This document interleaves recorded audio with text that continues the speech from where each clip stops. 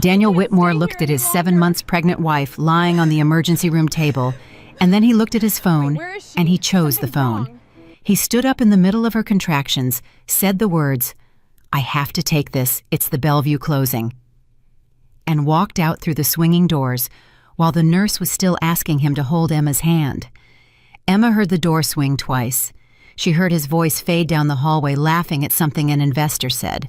And she lay there alone staring at the ceiling, and she stopped crying, and that was the moment her marriage ended. If you believe a person can be abandoned in a room full of people, please subscribe to the channel and stay with this story all the way to the end, because what Emma did next took 14 months and nobody saw it coming.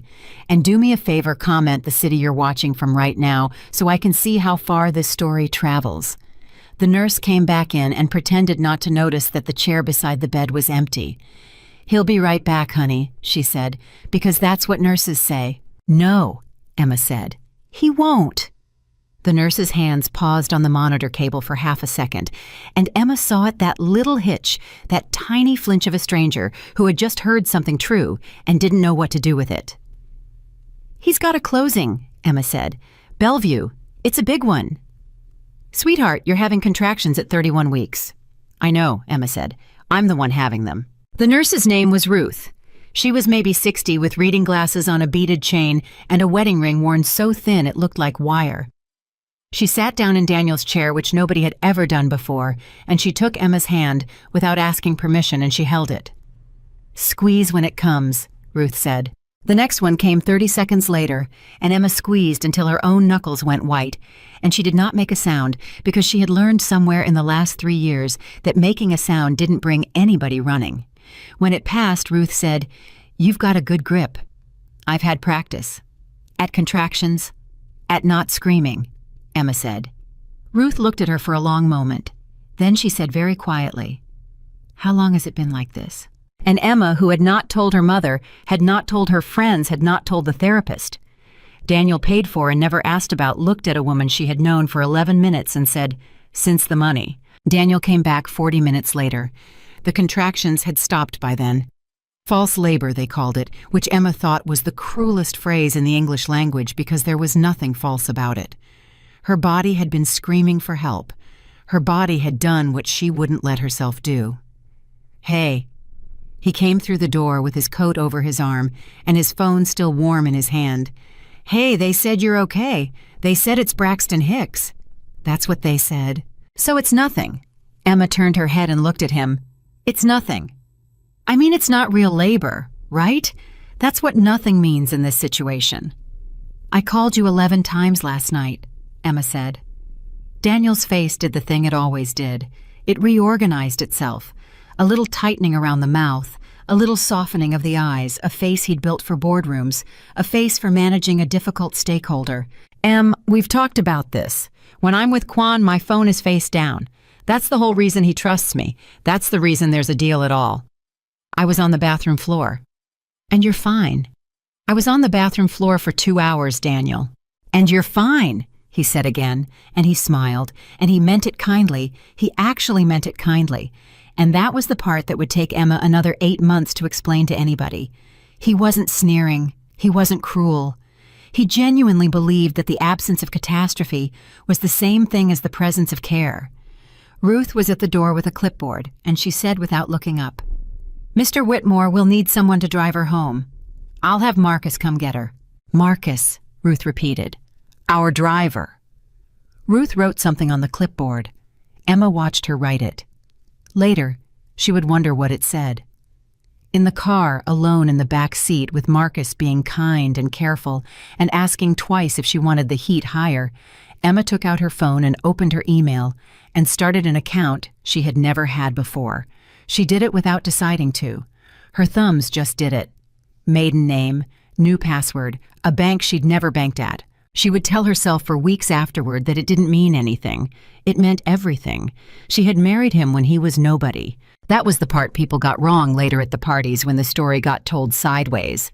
They assumed she'd found him rich. They assumed she'd been picked out of a room some pretty thing acquired along with the boat. But Emma Carter had met Daniel Whitmore when he was 27 and eating cereal for dinner and driving a Corolla with a broken passenger window taped up with a garbage bag.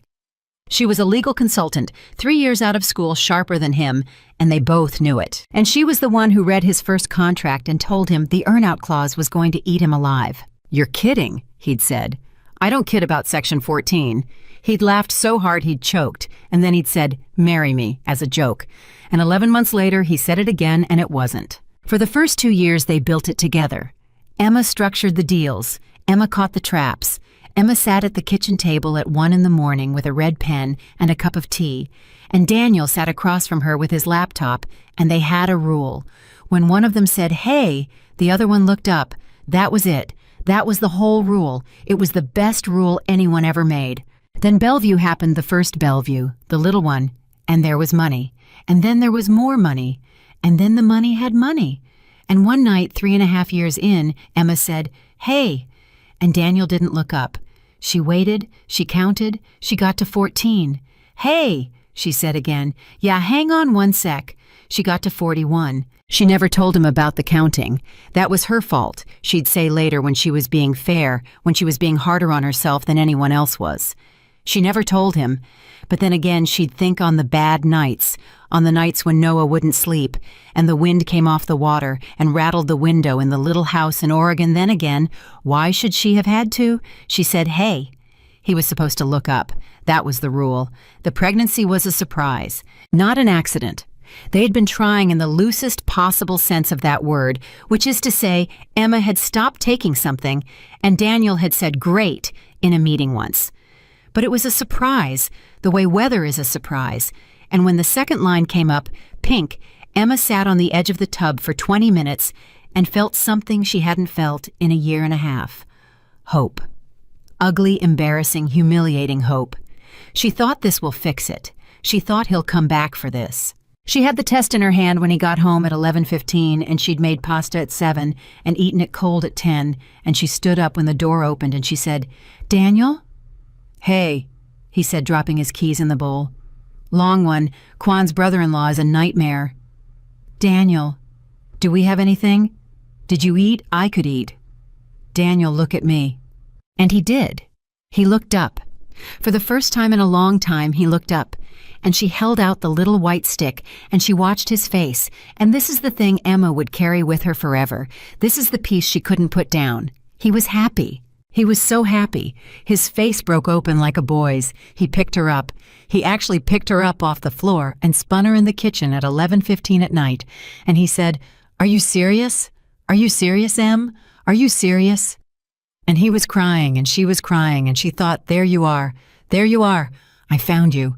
His phone rang at 11:40. He looked at it. He said, "It's Kwan." And Emma said, "Don't." And he said, "It's 40 seconds." It was 19 minutes. She sat at the kitchen table with the pregnancy test in front of her, and she listened to her husband explain a financing structure through the wall, and she looked at that little pink line, and something inside her that had been holding on very hard for a very long time finally let go. It didn't break. That's what people don't understand. It let go. There's a difference, and the difference is that when something breaks, you can hear it, and when something lets go, you can't hear anything at all.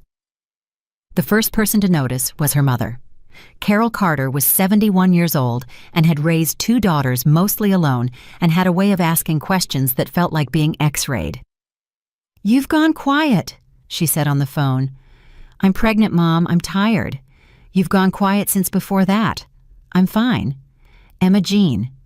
"Mom." "Put your father's voice in your head for a second," Carol said. What would he say? Emma's father had been dead 6 years. He'd been a plumber.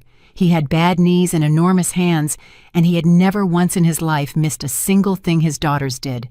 Not a recital, not a game, not a bad day. Emma didn't answer. "That's what I thought," Carol said. "Mom, he's not a bad man." "I didn't say he was." "He's not cheating. He's not drinking. He's not hitting me. He's not doing anything." "Emma," her mother said so gently it was almost unbearable. That's the sentence. Listen to yourself. He's not doing anything. Emma sat with that for a second. Then she said, I have to go. Sweetheart, I have to go, Mom. She hung up and put her hand on her belly and stared at the wall of a house with 11 rooms and nobody in them. The second person to notice was Olivia Reed. Olivia had come in during the second year a partner on the commercial side, 34, and precise and beautiful, the way a knife is beautiful. She noticed everything. That was her job. And she noticed that Daniel Whitmore's wife had started declining dinners. She okay? Olivia asked in the car going to a site. She's pregnant. I know she's pregnant, Danny. I sent the flowers. Daniel frowned. You sent flowers? Olivia laughed. She had a wonderful laugh. That was also her job. You didn't know I sent flowers, she said. From you. You signed the card. I signed a lot of things last week. You did, Olivia said, and looked out the window and smiled at nothing, and Daniel didn't see it because he was looking at his phone. Here is what Olivia understood that Daniel didn't. Emma wasn't the wife who was going to make a scene. Emma wasn't going to check his texts or show up at the office or throw a glass. Emma was the wife who was going to go quiet and then go quieter, and Olivia had seen that particular kind of quiet before in her own mother, and she knew exactly what it was. It was a countdown, and Olivia Reed, God help her, decided to let it run. The 20-week scan was on a Tuesday. Emma had circled it on the paper calendar in the kitchen, the one Daniel had once teased her about because who uses paper? She'd circled it in red and written the time and drawn a little arrow. You've got the scan Tuesday, she said Sunday night. Tuesday, got it? You'll be there. I'll be there. You said that about the 12-week. And I got there. You got there for the last 4 minutes, Emma said. The technician had already wiped the gel off. Daniel put his fork down, and to be fair to him, and she always tried to be fair to him, he did put the fork down. Okay, he said. That's fair. Tuesday. Locked. I'm putting it in as a hard block. Nobody moves a hard block. Nobody moves a hard block, Emma repeated. Nobody. Tuesday at 9:40 a.m.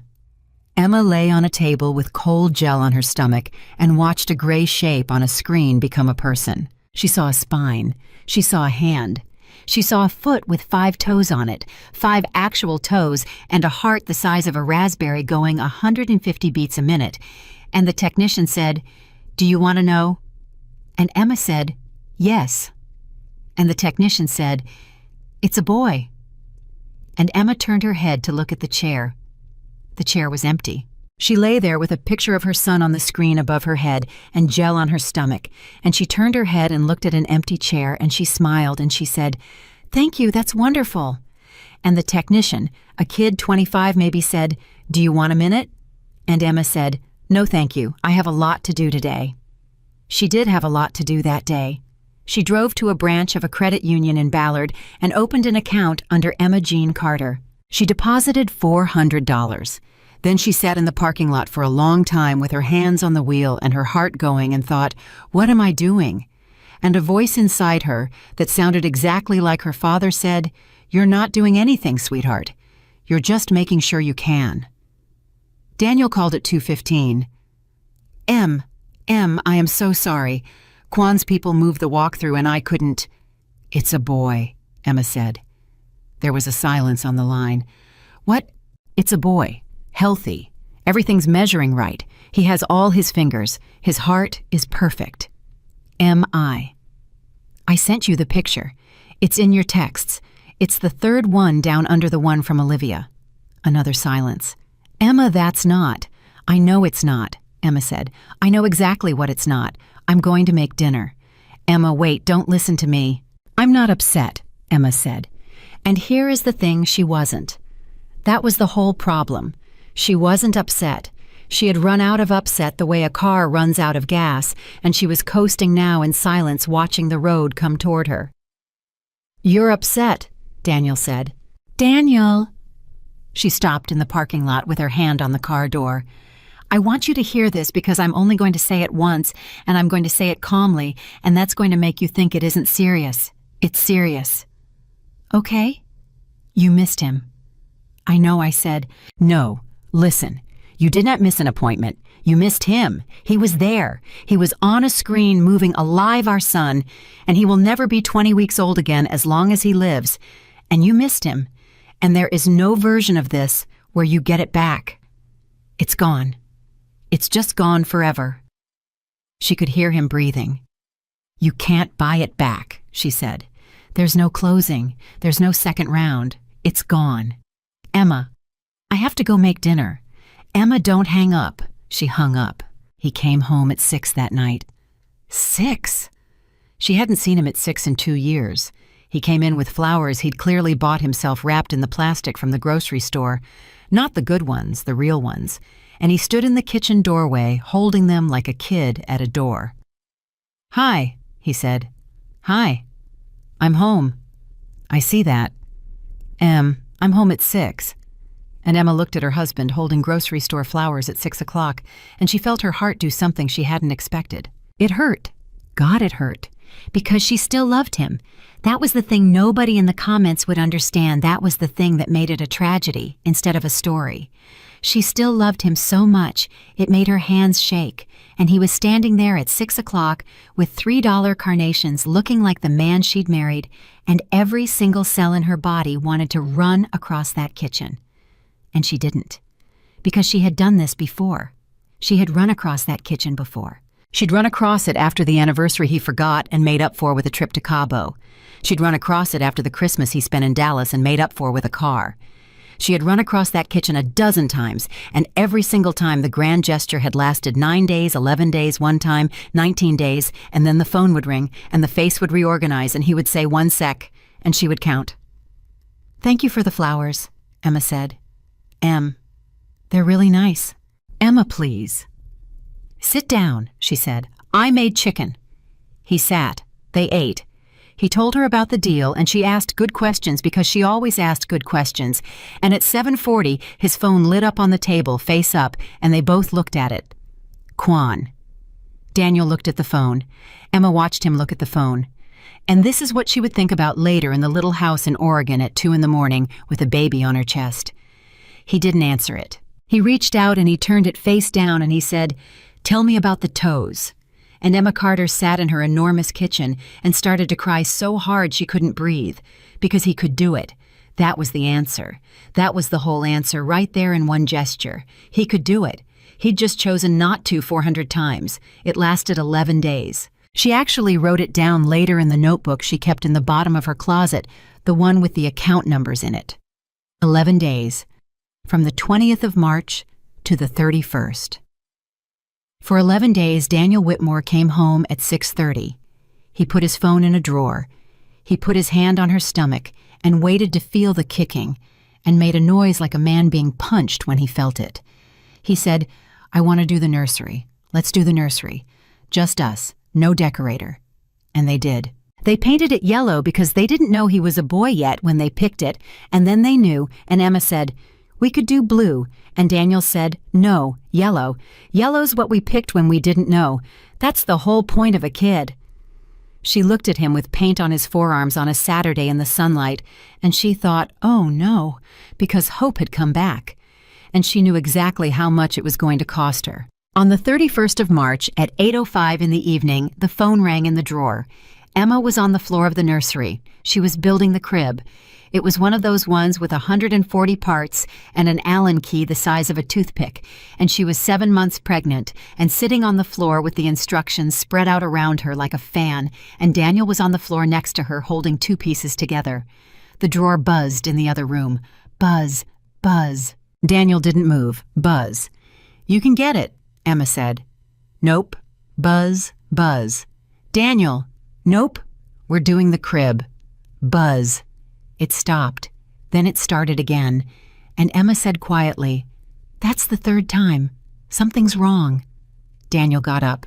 He got up and he went into the bedroom, and Emma heard the drawer open, and she heard his voice change that specific drop into the register he used with money. And then she heard, "What do you mean he's walking?" She sat on the floor of the nursery with an Allen key in her hand. No. Olivia, put him on. Put him on the phone right now." She sat. Because the man is signing in 11 hours, and if he's walking, then somebody said something to him, and I need to know who. She sat. I'll be there in 20. The footsteps came back down the hall, fast. He appeared in the doorway of the nursery with his coat already half on. M. She didn't look up. She was looking at Part D and how it was supposed to slot into Part F, and she couldn't make it go. Emma, listen to me. Kwan's brother-in-law got to him. I have to go to the hotel. I have to go right now. I'm so sorry. This is not... Okay, she said. Don't do that. Do what? Don't say okay like that. Emma looked up. Daniel, she said. Go. M. Go. Really. I mean it. It's 11 hours. It's your whole company. Go. He stood there for a second. And then he said the thing. He said, we'll finish it when I get back. And Emma Carter, sitting on the floor of a yellow room with an Allen key in her hand, and her son moving under her ribs, said, sure. And he left. She heard the car in the driveway. She heard the gate. And then it was very, very quiet in that enormous house. Emma looked at the crib, Part D and Part F. She turned the instructions around. She'd had it upside down. It slotted right in. She built the whole thing herself. It took 4 hours and 35 minutes. She had to lie on her side twice because of her back. She cried once briefly at around the 2-hour mark, and then stopped and got a glass of water, and came back and finished. At 12:40 in the morning, she stood up holding the wall, and she looked at the crib she'd built with her own hands in the room she'd painted with her own hands for the son she was carrying with her own body. And she said out loud to nobody, I can do this alone. And then she stood there in the dark, and she heard it again in her own voice, and she understood what she'd just said, and her hand went to her mouth. I can do this alone. Not I have to, I can. The next morning, she made a list, not on the phone, on paper, in the notebook, in pen, get licensed again.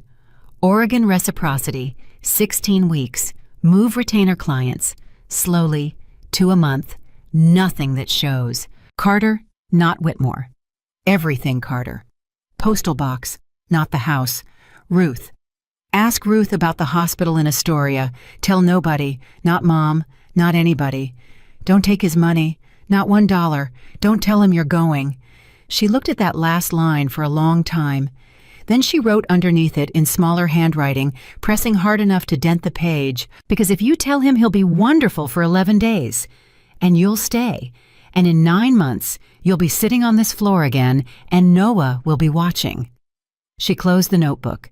She put it in a shoebox in the bottom of her closet under a pair of boots she never wore. Daniel got home at 4:10 that afternoon. He'd been up 32 hours.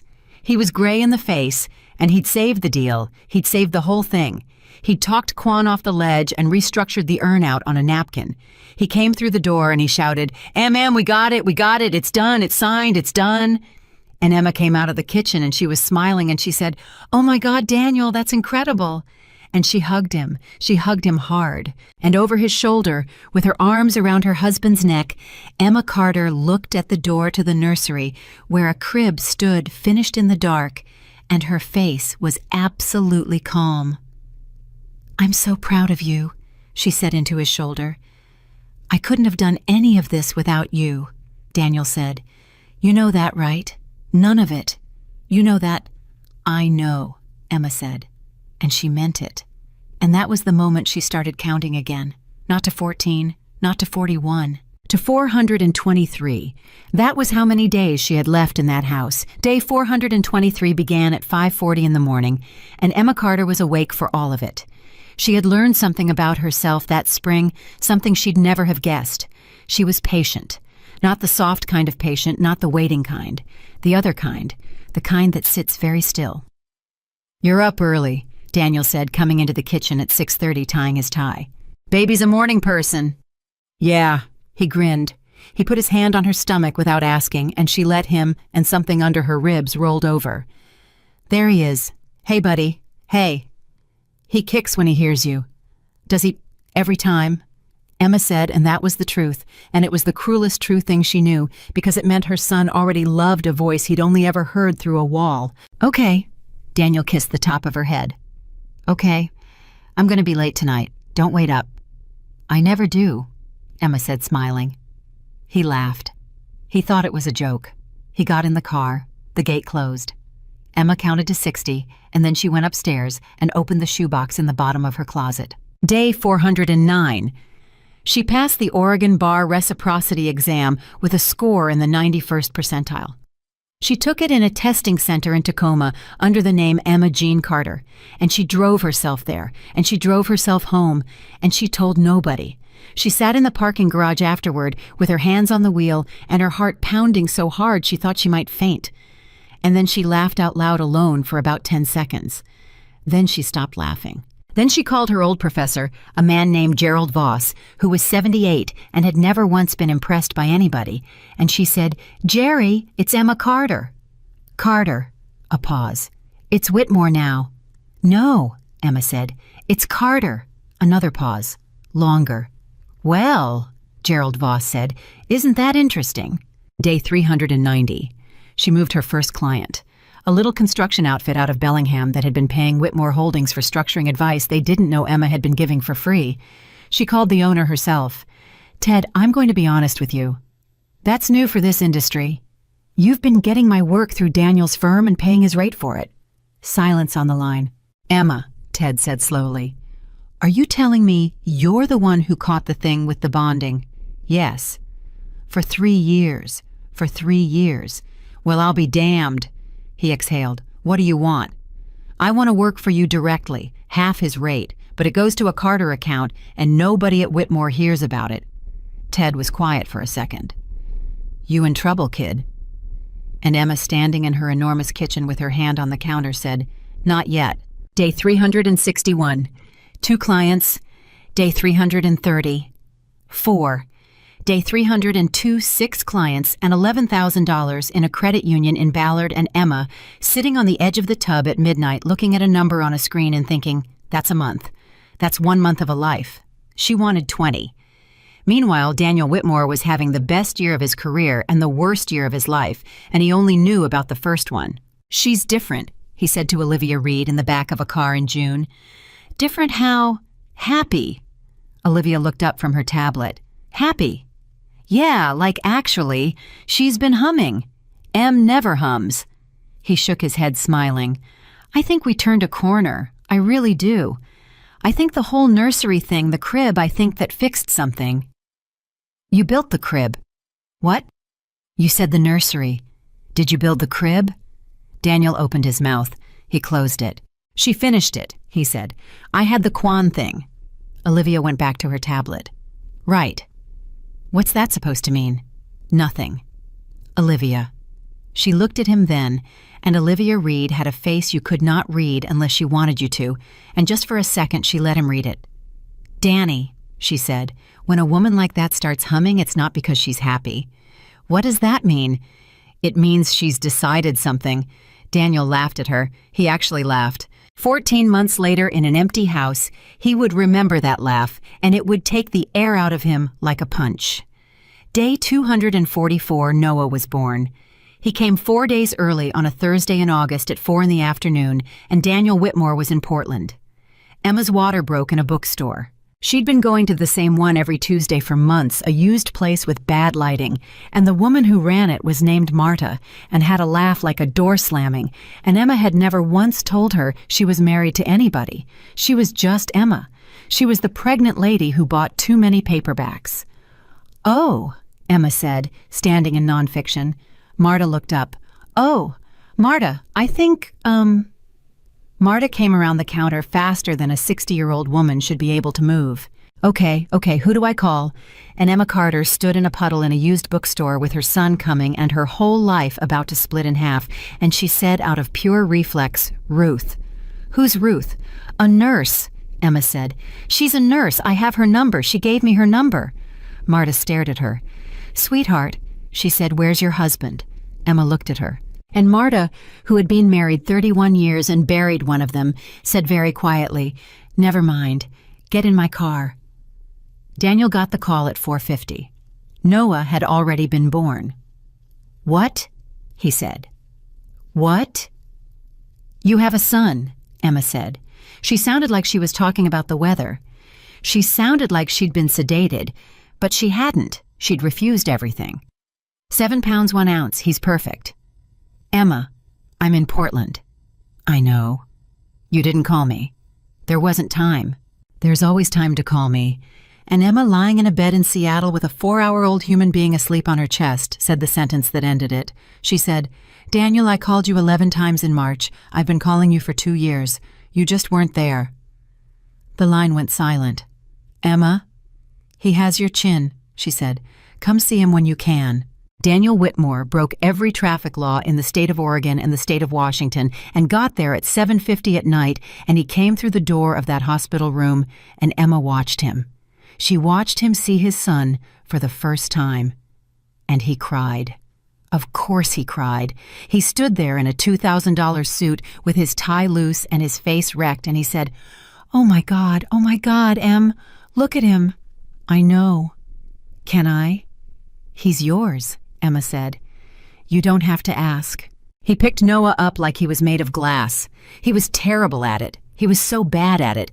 He held him wrong, and Emma had to say, his head, and Daniel adjusted, and then his son opened his eyes and looked at him, and Daniel Whitmore said in a voice she had never heard him use, Hi, I'm your dad."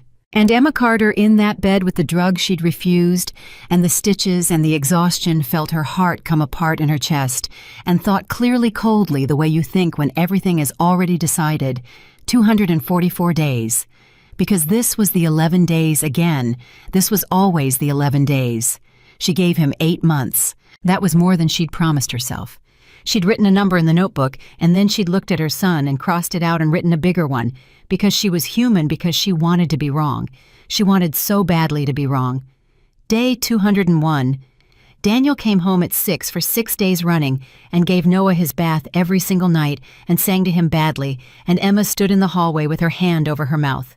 Day 194, he missed the bath. Day 193, he missed it again. Day 180, Emma took Noah to his 4-month checkup alone, and the pediatrician, a woman with kind eyes, said, "And Dad couldn't make it." And Emma said, "He's closing a deal." And the pediatrician said, "Sure," and wrote something down, and Emma thought about Ruth's clipboard.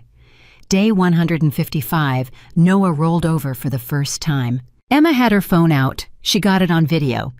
11 seconds of a baby on a rug flipping himself over, and then looking absolutely astonished at himself, and Emma laughing off camera, and it was the best 11 seconds of footage in the history of the world.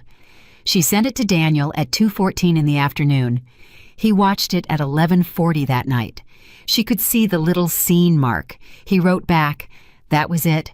That was the whole message." A flame emoji. Emma sat on the floor of the nursery in the yellow room with her son asleep 6 feet away in a crib she had built with her own hands, and she looked at that emoji for a long, long time, and then she opened the notebook. And under the last line she wrote, Day 155. He sent a flame. Then she wrote, "That's the last one. I'm done counting anything but days now." The thing about Olivia Reed is that she wasn't evil. That's what made her dangerous. Evil is easy to spot.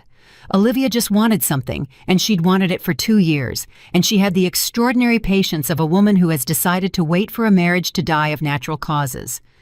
Day 112, she made her move, and she made it so gently that Daniel never even felt the blade go in. "Can I say something as a friend?" she said. They were in his office at 9 at night. "You're going to anyway." "You've stopped talking about her." Daniel looked up. "What?" "Emma. You used to say her name maybe 40 times a day. Em thinks the earn-out's wrong." "Let me run it by Em." It was actually annoying. Olivia smiled. "You haven't said her name in 3 weeks." Daniel sat back. He genuinely didn't know if that was true. "That's not," he started. "That's just we're busy. There's a kid now. It's a season." "Sure. It's a season, Liv." "Danny." She sat on the edge of his desk, which she had never done before. "I'm not saying anything. I'm just saying I notice things. That's what you pay me for." "And what do you notice?" Olivia let a beat go by. "I notice she doesn't come to anything anymore," she said. "I notice she didn't come to the gala. I notice you built a company that made her rich, and she can't be bothered to sit through one dinner for it." She shrugged. "I notice you're doing this alone." And Daniel Whitmore, exhausted, 41 years old, running on 3 hours of sleep, felt something warm and poisonous move through his chest. He felt seen. That's the trap. That's the whole trap right there. He felt seen by the wrong person, and it felt exactly the same. "She's tired," he said. "She just had a baby. 8 months ago." "Olivia, you're right." She stood up. "I'm out of line. Forget it." She got to the door. And then she said, without turning around, "I just think you deserve someone who shows up for you the way you show up for everybody else." The door closed. Daniel sat in that office for a long time, and he did not in that moment do anything wrong. He didn't text her. He didn't follow her out. He sat there and thought about his wife. But something had shifted about 2 millimeters, and 2 millimeters is enough. Day 60. Emma had $104,000 in the credit union in Ballard, 6 retainer clients, an Oregon license, a rented house in a coastal town nobody had ever heard of, and a postal box in Astoria. She had never taken $1 of Daniel's money. Not one. She'd earned every cent of it at a kitchen table between 2 and 5 in the morning while a baby slept on her chest. And she would tell exactly one person that ever, and it would not be Daniel. Day 14. Her mother called. "You've gone quiet again," Carol said. "Mom?" "Emma Jean." "Mom, I need you to trust me and not ask." There was a silence on that line that went on so long Emma thought the call had dropped. Then Carol Carter said, in the voice of a woman who had raised 2 daughters, mostly alone, "Is he hurting you?" "No." "Is he hurting Noah?" "No." "Mom, no. Never." "Then you tell me one thing and I'll never ask again." Carol's voice didn't shake. "Are you safe?" "Yes." "Then go," her mother said. Emma put her hand over her mouth. "Mom." "Go, sweetheart," Carol said. "Your father would have had the truck packed already." Day 1. Daniel Whitmore came home at 11:20 at night on a Thursday, and Emma was awake, sitting in the living room in the dark. "Whoa," he stopped. "Hey, you scared me. What are you doing up?" "Waiting for you." "Everything okay? Is Noah okay?" "Noah's fine." He came and sat down across from her. He was tired. He was always tired now. She looked at him, and he was still the most beautiful man she had ever seen, and she hated that it was still true. "Daniel," she said, "do you remember the rule?" He blinked. "What rule?" And that was it. That was the whole thing right there in 3 words. Emma nodded slowly. "Em, what rule? What are we talking about?" "It's nothing," she said. "It's an old thing." "No, tell me." "It's nothing." She stood up. "There's chicken in the fridge." "Emma." She stopped in the doorway. "Hey," Daniel said. And Emma Carter's whole body locked up, every muscle. Her hand on the doorframe went white. He'd said it. 14 months too late at 11:20 at night, by pure accident he'd said it. She turned around. She looked at her husband, and she said, "Yeah." And Daniel Whitmore looked up at her and said, "Did we get the thing from the accountant day 0? He woke at 6:15 and the house was wrong. He knew before he opened his eyes. There's a particular sound a house makes when there's nobody in it, and Daniel had never noticed it in his life, and he noticed it that morning. Nothing. Emma. He went down the hall in his bare feet, and the nursery door was open, and the crib was empty, and the yellow room had nothing in it, no clothes, no bag, no little sock on the floor, no anything. And Daniel Whitmore's heart went straight through the floor. "Emma!" He ran the whole house, every room, 11 rooms. He ran them twice. Her closet was half empty. Half. Not all of it. She'd left the dresses. She'd left every single dress he'd ever bought her hanging there in a row like a museum, and taken the jeans. He found the note on the kitchen counter under a coffee cup in handwriting he'd have known anywhere. "I need to find myself again. Please don't search for me." He called her phone.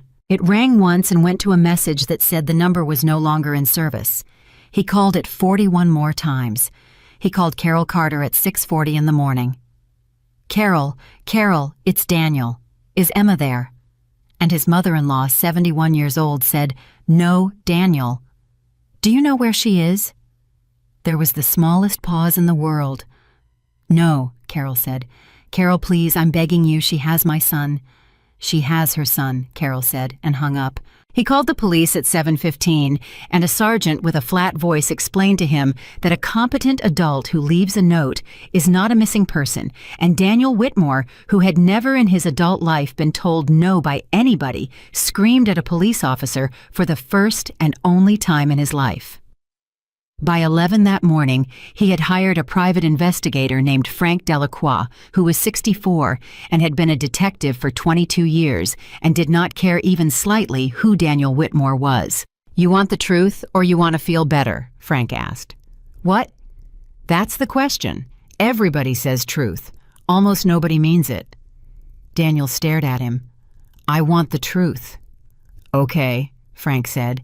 "Then start by telling me when it started." "When what started?" "When she started leaving." "She left this morning." Frank Delacroix looked at him for a long moment with the flat, patient eyes of a man who has done 400 of these. "No, she didn't," he said. It took Frank 9 days. He called Daniel on a Tuesday and said, "You want to sit down?" "Just tell me." "Mr. Whitmore, sit down." Daniel sat down in his enormous empty house. 14 months, Frank said. "What? She's been building this for 14 months. Minimum. That's what I can prove. Might be longer."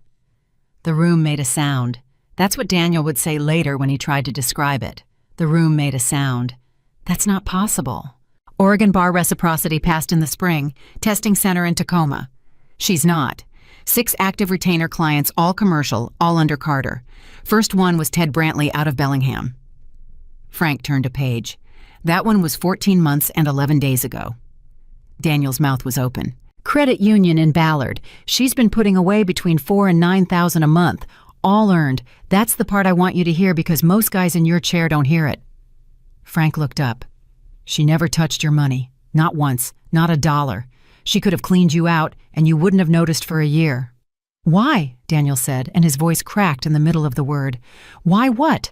Why wouldn't she take?" "Because she wasn't leaving with anything of yours," Frank said. "That was the point. She was leaving with nothing of yours, including you." Daniel put his hands over his face. "There's more," Frank said. "You sure you want it?" "Yes." "The house. She rented it 8 months ago. Coastal town, Oregon. She's been paying rent on an empty house for 8 months out of her own pocket. 8 months. That's a woman making sure the door's open before she walks out of the room." Daniel took his hands off his face. "Wait," he said. 8 months ago." "That's right. 8 months ago was—" He couldn't say it. 8 months ago was the 6 days in a row. 8 months ago was the bath every night. 8 months ago was him singing badly to his son, and Emma standing in the hallway with her hand over her mouth, and he had thought we made it. We turned the corner. She'd already rented the house. She had already rented the house, and she had stood in that hallway and let herself hope anyway. "Oh, my God," Daniel said. "Yeah," said Frank. She was, I thought—" "Mr. Whitmore." Frank closed the folder. "You want my honest read, 30 years of doing this?" Daniel nodded. He couldn't speak. "She wasn't running from you," Frank said. "She was running out of time. Those aren't the same. A woman running from you takes your money and burns the house down. This one built an entire life with her own 2 hands over 14 months and never spent a dollar of yours, and every single month she waited, she was giving you another chance to notice." "Notice what?" "That she was gone," Frank said. "She's been gone for over a year. She just took her body with her this time." The word for what Daniel Whitmore felt then does not exist in English, and he sat in his empty house for 4 hours after Frank left, and he did not move.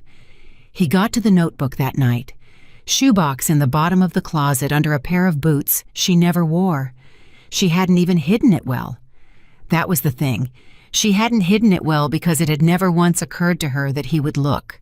He opened it. Account numbers, dates, client names, a grocery list on one page which nearly killed him, and then in the middle in pen, in her handwriting, pressed hard enough to dent the page.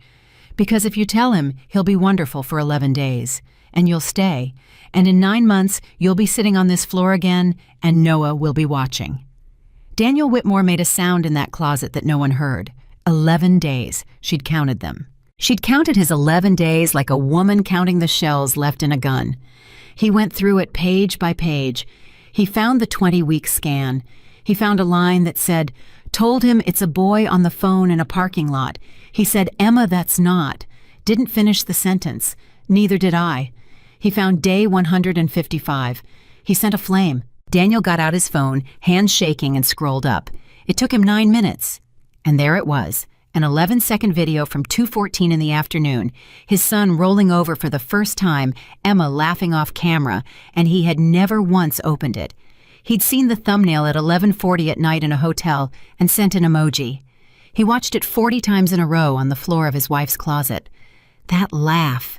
He hadn't heard that laugh in 2 years, and it had been in his pocket the whole time. The rumors started within a month because that's how that world works. Olivia Reed did not start them. Olivia Reed was far too smart to start anything. She just failed to stop them expertly in 11 separate conversations.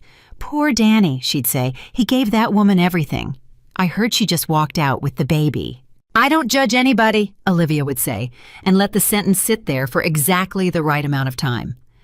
"I just think if a man works that hard for you, you don't disappear in the night."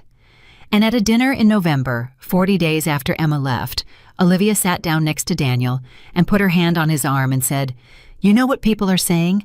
They're saying she was selfish, and I hate it, Danny, but honestly, I don't disagree." And Daniel Whitmore turned his head and looked at her. And Olivia saw something in his face she had never seen before and did not recognize. "Say that again," he said quietly. "Danny." "No. Say it again. Say she was selfish." "I only meant, Olivia." His voice didn't rise. It got lower, and that was worse.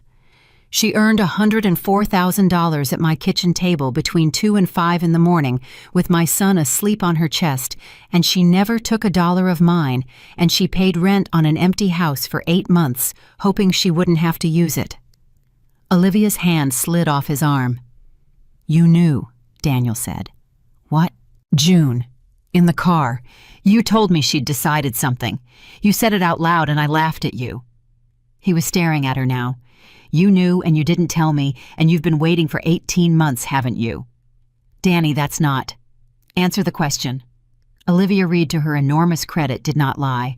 She said, "You never asked me to tell you anything." And Daniel Whitmore sat there in a restaurant with $140 of untouched food in front of him and understood the shape of his own life for the first time.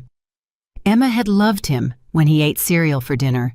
Olivia had loved him since the second Bellevue, and he had spent 3 years mistaking being admired for being loved and had built an entire empire on top of that mistake, and he had done it in a house with a woman in it who used to say, "Hey," and wait for him to look up. He got up from the table. "Danny," he put his coat on. "Daniel." Olivia's voice cracked, and it was real, and that was the sad part, that some of it had always been real. "Daniel, where are you going?" And Daniel Whitmore said home, to see if there's anything left of it. Frank Delacroix called at 8 the next morning. "I found her," he said. Daniel didn't say anything. "Mr. Whitmore, you hear me? I've got a town. I've got a street. I can have you standing in front of that door by 2 o'clock this afternoon." Daniel stood in the doorway of a yellow room with a crib in it that he had not built.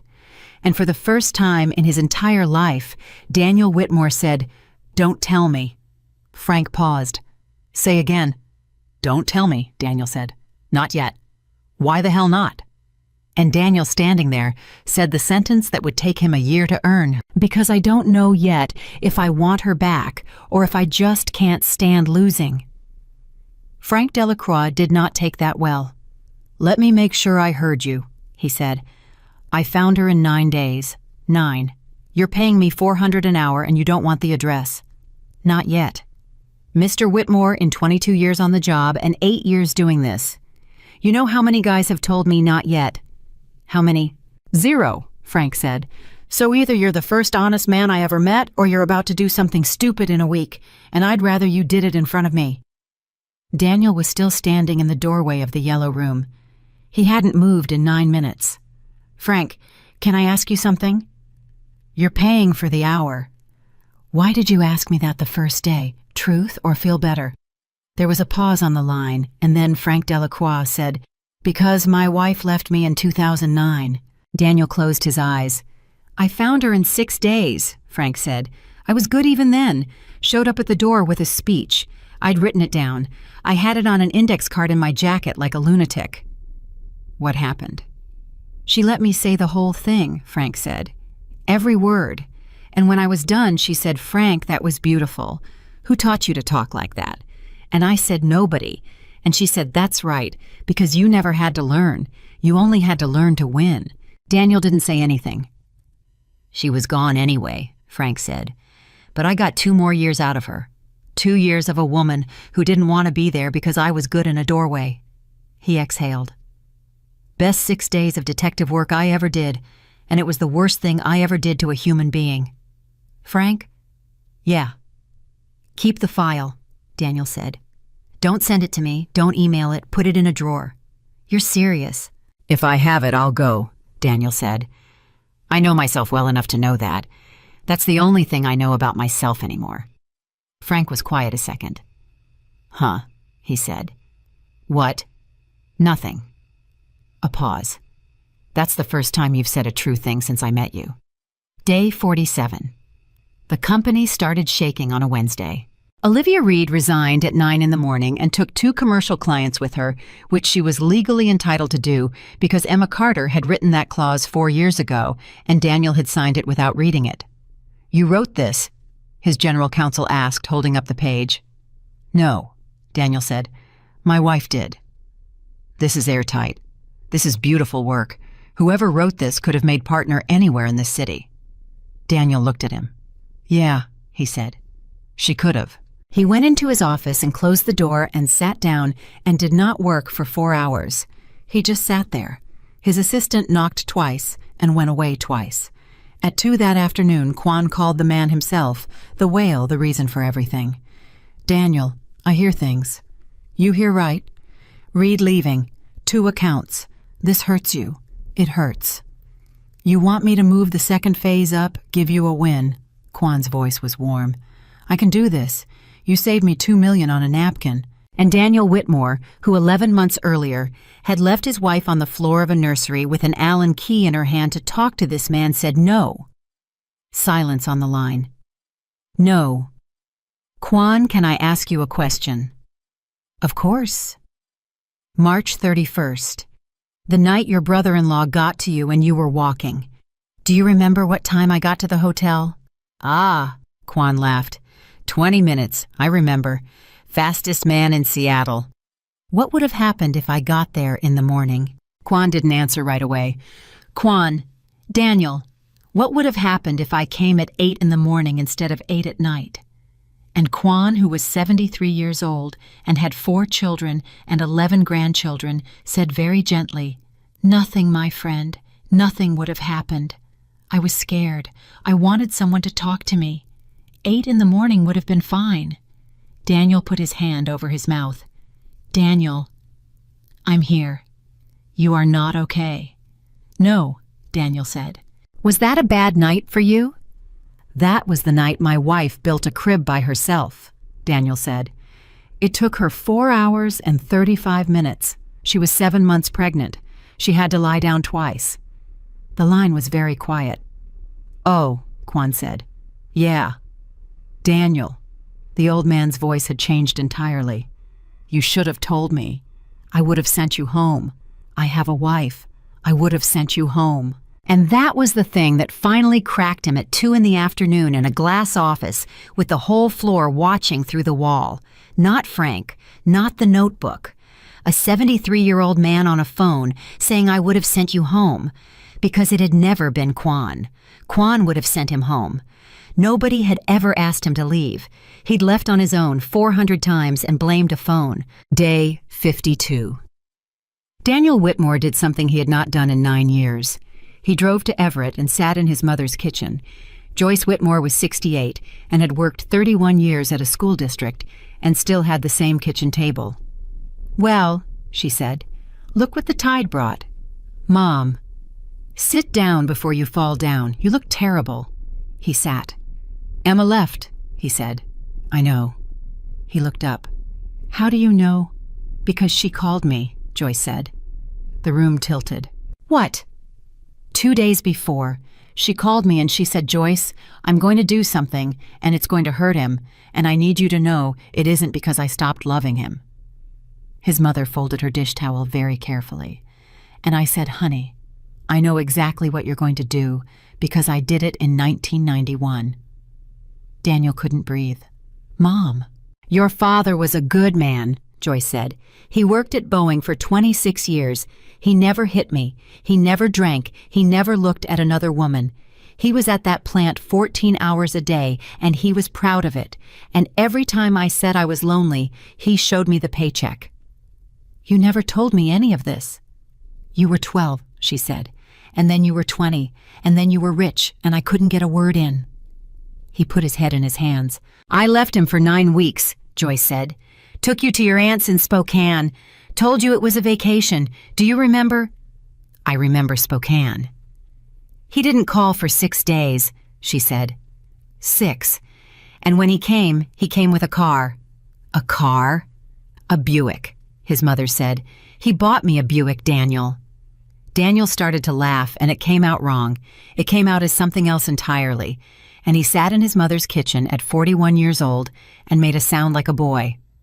Cabo, he said. What? I bought her Cabo and a car. I bought her a car after Christmas in Dallas. Joyce Whitmore reached across the table and took her son's hand. Honey, she said, you didn't turn into your father because you're a bad man. You turned into him because nobody ever showed you another way to say I'm sorry. Day 58. Daniel Whitmore looked up a nurse. It took him a while. He remembered the reading glasses on the beaded chain. He remembered the wedding ring worn thin as wire. He did not remember her last name, and he had to call the hospital 3 times and get transferred 5, and eventually a woman in records said, Ruth, are you talking about Ruth Alvarez? She retired in the spring. He found her in a house in Linwood with a wind chime on the porch. She opened the door and looked at him for about 4 seconds. Oh, Ruth said. You remember me? I remember every one of you, Ruth said, and did not invite him in. Ma'am, I need to ask you something and then I'll leave. Ask. That night, in the ER, you had a clipboard, and when I said I'd send the driver, you wrote something down. He swallowed. What did you write? Ruth Alvarez looked at him for a long moment. Then she said, You want to know what I wrote? Yes. 14 months later. Yes. Son. Ruth said, I've been doing this 38 years. You want to know what I wrote, or you want me to tell you you're a good man? I want to know what you wrote. She leaned on the doorframe. I wrote, she said, patient has no support person present. Daniel's face didn't move. That's a box we check, Ruth said. It's for women who come in alone, homeless girls, girls whose boyfriends put them there, girls with nobody in the world. She looked right at him. Your wife came in a Mercedes and I checked the same box. He couldn't say anything. You want the rest? Ruth said. It's free. Yes. She told me it started when the money did, Ruth said. She said that 11 minutes after I met her. Do you know what that means? That means she'd been holding it so long that a stranger in scrubs was a relief. That means you were the only person on earth she couldn't say it to. I didn't know. I know you didn't, Ruth said, and it was almost kind, and that was worse. That's the whole tragedy of your particular life, mister. You'd have fixed it in an afternoon. You'd have moved heaven and earth. All she needed was for you to look up, and you'd have done it, and she knew you'd have done it, and she still couldn't get you to do it. Daniel stood on a stranger's porch and cried in front of a woman he'd met once. Ruth Alvarez let him. She didn't hug him. She didn't pat his arm. When he was done, she said, Go home, honey, and don't you dare go find her yet. He looked up. Why does everybody keep saying that? Because you're still doing it, Ruth said. Doing what? Trying to fix it in an afternoon. Day 71. Daniel started sleeping in the nursery. He didn't decide to. He fell asleep on the floor of it one night with his back against the wall and woke up at 4 a.m. and just did it again the next night and the next, and by the second week, the housekeeper had stopped saying anything about the blanket. He'd bought a crib. That was the part he couldn't explain to anyone, and he never did. He went to the store, and he bought the exact same one, the same model, 140 parts, and an Allen key the size of a toothpick, and he brought it home and put it in the middle of the yellow room and sat down on the floor with the instructions spread around him like a fan. He wanted to know how long it took. He wanted to know what 4 hours and 35 minutes felt like. He got to part D and part F, and he could not make them go. He turned it. He forced it. He sat there sweating in a $100 shirt, and he could not make part D go into part F, and he was a man who had built a billion-dollar company from a Corolla with a garbage bag for a window, and he sat on that floor for 25 minutes and could not build a crib. Then he turned the instructions around.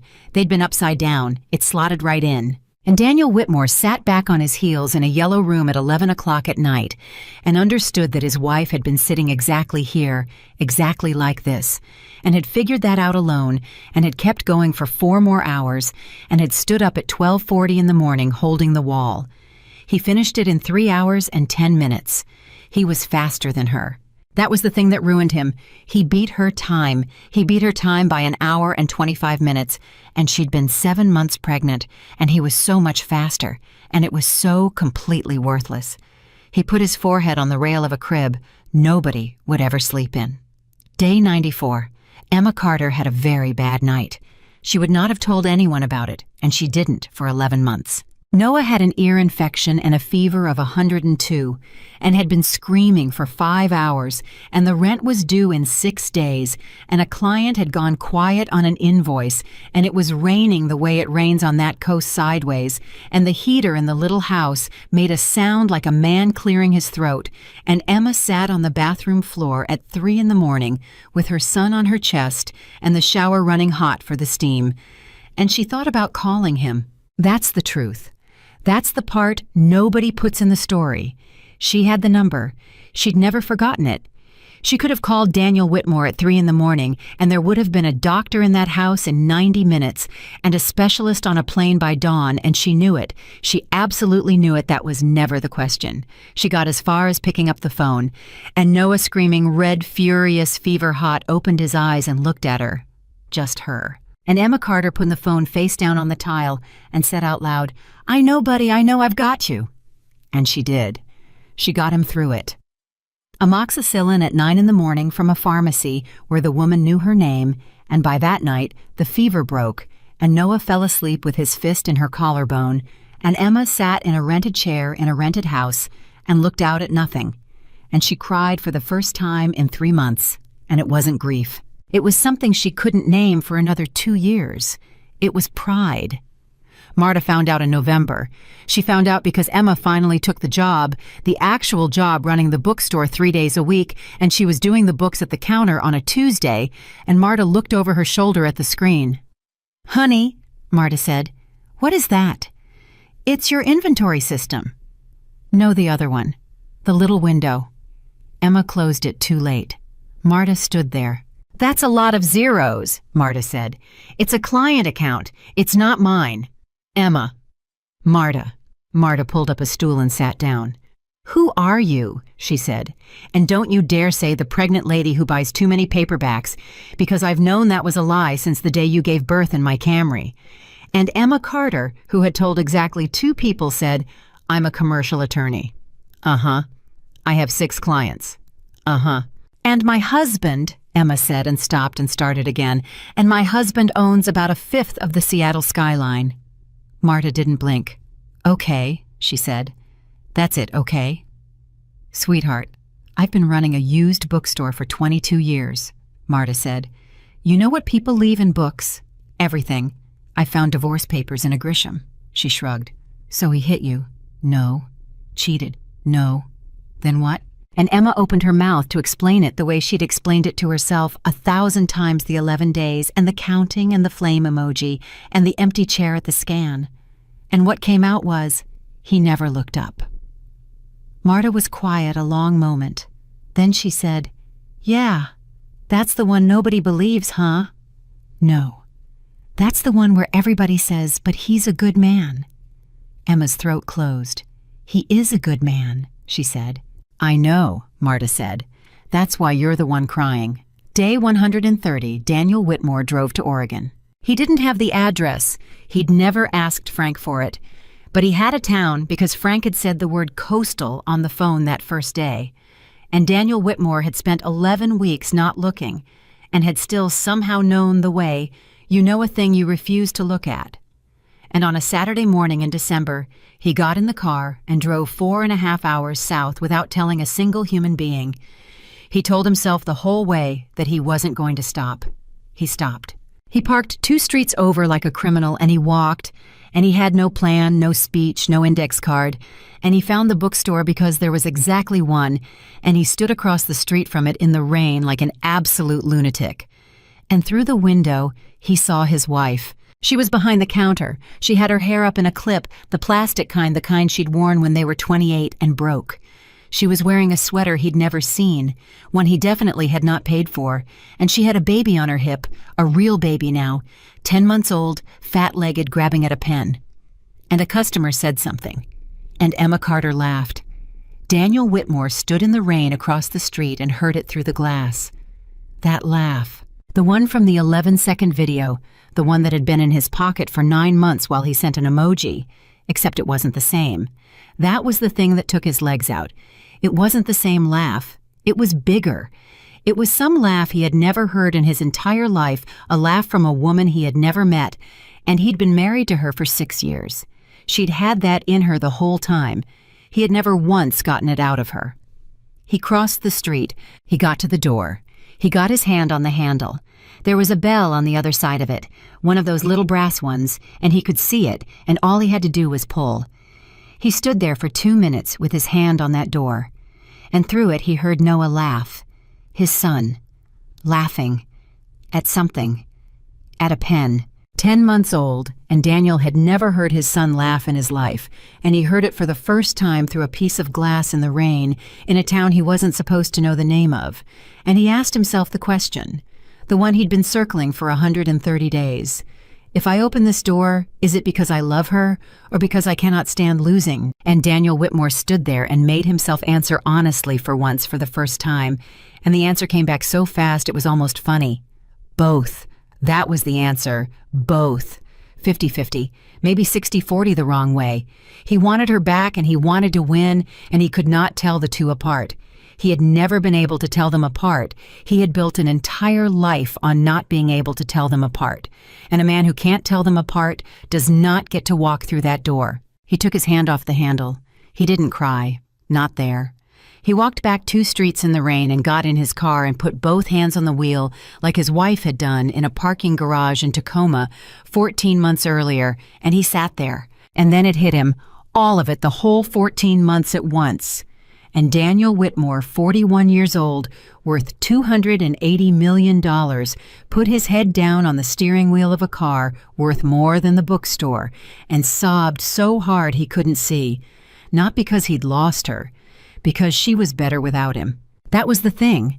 That was the unbearable, disqualifying, undeniable thing. He had just watched it through a window. She was laughing in a sweater he didn't buy in a town he'd never heard of, and she was more alive than he had seen her in 6 years, and every single instinct he had was screaming at him to go in there and fix it, buy it, close it, win it back. And that instinct was the exact thing that had emptied her out. The only loving thing he had ever done for his wife in 6 years was standing in the rain and not opening a door. He drove home, 4.5 hours. He didn't turn on the radio.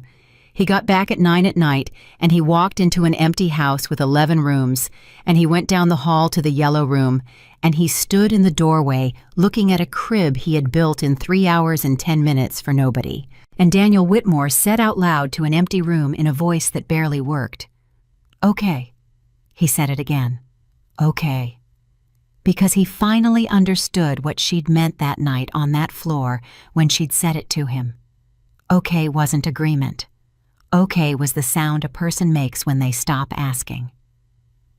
He said okay to an empty room, and then he did the only thing he had never tried. Nothing.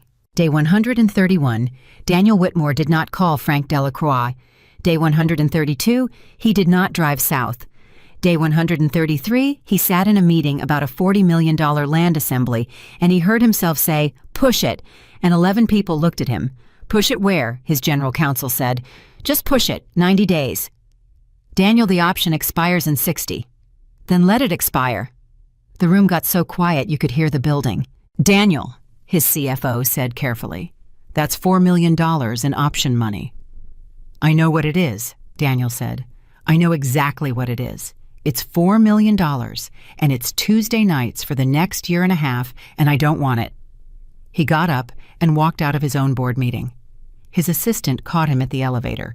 Her name was Priya, and she was 29 and had worked for him for 4 years. Mr. Whitmore, are you okay? Priya, can I ask you something? Sure. How many kids do you have? She stared at him. 2, she said. 2. He nodded slowly. 4 years. Boys or girls, 1 of each. How old? 6 and 3. What are their names? And Priya Raman, who had booked 1,100 flights for this man, said, You don't know their names. No. You've never asked. No. She looked at the floor. Then she looked back up. And she wasn't crying. She was something else. She was furious, and she'd been furious for 4 years and had never once been allowed to show it. Arjun and Meera, she said. Arjun and Meera, Daniel repeated. Priya, go home. It's 11 in the morning. Go home, he said. Paid, every Tuesday and Thursday, starting now, forever. I'll clear it with HR myself. Mr. Whitmore, I don't. Priya. The elevator opened and he didn't get in. I am not being generous. I want you to understand that. I'm not a good guy. I'm just a man who found out 4 months ago what it costs, and I'm the only person in this building who knows the price, and I can't stand watching another one of you pay it. She started crying in the hallway. He got in the elevator. Day 150 he sold the house. It went in 9 days, which was insulting, honestly. 11 rooms. Somebody bought it in 9 days with a family and a dog, and they walked through it saying how much light it got. And Daniel stood in the yellow room while a woman said, This would be perfect for Bella. And he said, Yeah, it would. He took 2 things. The crib, which he put in a storage unit and which he paid $91 a month for over the next year and never once visited, and the notebook. He moved into a 2-bedroom in Fremont with a view of a parking lot, and his broker thought he was having a breakdown, and his mother thought he was finally awake, and both of them were right. Day 161. Emma Carter got a letter. It came to the postal box in Astoria, the one nobody was supposed to know about. And she stood in that little lobby holding it, and her hands started to shake so badly she had to sit down on a bench next to a man buying stamps. The handwriting was his. She didn't open it for 4 days. She put it in the glove box. She drove around with it in the glove box. On the 4th night, after Noah went down, she sat at her kitchen table in a rented house and opened it, and she was already crying before she read a word because she knew what was coming. She knew exactly what was coming. It was going to be beautiful. He was going to be so good in a doorway. It was 1 page, Jayama. I'm not going to ask you anything in this letter. I want you to see that at the top so you can keep reading. I know about the crib, Part D and Part F. The instructions were upside down. I know it took you 4 hours and 35 minutes because I timed myself doing the same thing, and it took me 3 hours and 10, and I have never in my life been more ashamed of winning something. I watched the video. 9 months late, I know what I sent instead. I found the notebook. I'm sorry. I know that was yours. I read the line about the 11 days, and I want you to know you were right. You were completely right. If you had told me, I would have been wonderful, and I would have stopped, and you would have been on that floor again, and Noah would have been watching. I'm not going to come. Frank found you in 9 days, and I told him to put it in a drawer, and it's still in the drawer. I don't know yet if I'm sorry, because I love you, or because I lost. I'm working on it. When I know, I'll tell you, and you'll be the first. And if the answer is the bad one, I'll tell you that too. Don't write back. That isn't what this is. Daniel. There was a P.S. P.S. Quan said he would have sent me home that night. I asked him. He said nothing would have happened. Emma Carter put that letter down on her kitchen table and made a sound she had never made in her life. It wasn't crying. It was worse than crying. It was the noise a person makes when the thing they gave up on finally arrives, and it's 411 days too late. And it's real. It's actually real. It's the realest thing he's ever said, and there's nowhere to put it. She sat there until 2 in the morning. At 2 in the morning, she got up and got a pen. She wrote 3 pages. She read them. She put them in the wood stove. Marta noticed the next morning because Marta noticed everything. "You look like hell." "Thanks." "He wrote you." Emma's head came up so fast her neck hurt. "How do you—" "Because you've got that face," Marta said. "I've had that face. What did he want?" "Nothing." "Come on." "Marta." Emma's voice cracked right down the middle. "He wanted nothing. That's what I'm telling you. He didn't ask for one single thing. 6 years of that man, and he has never once in his life not asked for something." Marta put down the box she was carrying. "Oh, honey," she said. "Don't. Oh, sweetheart. Don't say it." "That's the dangerous one," Marta said anyway. "The one that doesn't ask. That's the one that gets you." Day 202. Daniel started at the Housing Coalition, and he did it wrong. He walked in and offered them money. "That's very generous," the woman said. Her name was Denise, and she was 55 and had run that place for 19 years. "We'll take it. Thank you. Have a good day." "I want to help." "You just did." "No, I mean I want to actually help." Denise looked up from her desk with an expression Daniel had seen before. He'd seen it on Ruth Alvarez's porch, and he'd seen it on Frank Delacroix's face on day 1. "Mr. Whitmore," she said, "do you know how many rich men have come in here in 19 years wanting to actually help?" "No." "Neither do I, because I stopped counting at 40. You know how many were still here at month 3? How many then 2? Daniel took his coat off. "Then let me be the 3rd, he said, "and if I'm not, you keep the money anyway." Denise put him on intake. Thursdays 4 to 8. For 11 weeks he took down names. He sat at a folding table and wrote down names and dates of birth and whether people had kids with them. And on the 6th Thursday, a woman came in at 7:50 at night with a 9-month-old on her hip and no bag and no coat. And Daniel said, "Ma'am, we've got you." And she said, "I'm not staying. I just need to know where I could go if I did." And she left, and she came back 3 weeks later at the same time and did the same thing and left again. The 4th time Daniel said, "Ma'am, can I ask you something?" "You can ask." "Why do you keep leaving?" And she said, "Because if I stay, it's real." Daniel put his pen down. "How long you been getting ready?" he said. She looked at him. "What? How long have you been getting ready to go?" Daniel said. "Not thinking about it. Getting ready. Money papers a place. How long?" The woman stood there in the doorway with a baby on her hip, and she said, "1.5 years." "Yeah," Daniel said quietly. "How'd you know that?" And Daniel Whitmore at a folding table on a Thursday night said, "Because my wife did it for 14 months and I never noticed once." The woman came all the way in and sat down. She stayed that night. Denise found him in the parking lot at 11 o'clock and said, "What did you say to her?" "Nothing. The truth." "Which truth?" "That I'm the guy she's leaving," Daniel said. Denise looked at him for a long time. "Huh," she said. "Okay, you're not the 3rd. "What? You're the 1st, she said, and went back inside. Day 240. Emma Carter did something reckless. She looked him up. She'd made a rule about it. 14 months of rules, and that was rule number 1. No searching, no news, no nothing. And she broke it at 11 at night on a Wednesday with a glass of wine in her hand, like an idiot. Whitmore Holdings restructures. Founder steps back from day-to-day operations. She read the article 3 times. Then she read the second one, which was worse. There was a photo. It was from some ribbon cutting for transitional housing, and he was in the back row, not in the front in the back, and he was wearing a coat. She recognized an old one, the one from before, from the Corolla days, the one she'd told him to throw away in 2019. He'd kept it. He'd kept that coat through $280 million. Emma put the laptop down and walked into her son's room and stood over the crib she'd built with her own hands and watched him breathe for 20 minutes. "Your dad's a good man," she said out loud. Noah slept. "That's the problem, buddy," Emma said. "That's the whole problem." Day 288, Olivia Reed called. Daniel almost didn't pick up. "Danny." "Olivia, I'm going to say a thing and then hang up, so don't talk." Her voice was strange.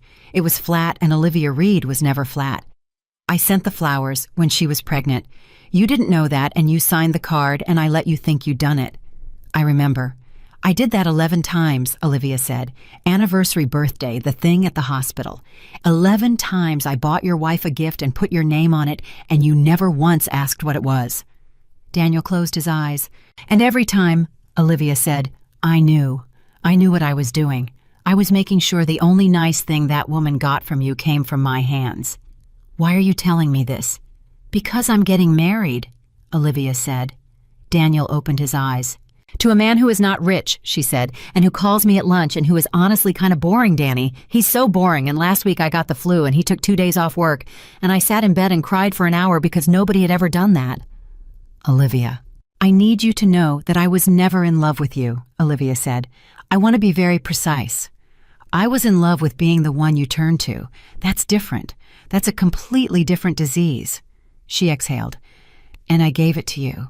And I'm sorry." The line was quiet. "Olivia," Daniel said, "congratulations. Don't be nice to me." "I'm not being nice. I'm being accurate." He swallowed. "You told me the truth once, in the car in June. You said she'd decided something. You laughed at me." "I did." "Danny." Her voice finally broke just a little, just at the edge. "Did she really pay rent on an empty house for 8 months?" "Yeah." "God," Olivia said, "she loved you so much." And then she hung up because she was in the end still Olivia Reed, and she always got the last word. Day 310, Noah said a word. It was duh. That was it. It was duh, and it meant dog. And Emma was so proud she nearly passed out, and she got her phone out and got 11 seconds of it, a fat baby in a doorway shouting duh at a golden retriever going by on the sidewalk.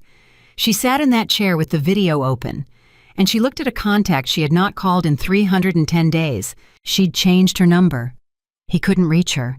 That was the whole architecture of the thing that was 14 months of work, and it took 11 seconds to undo. She hit send. She didn't write anything.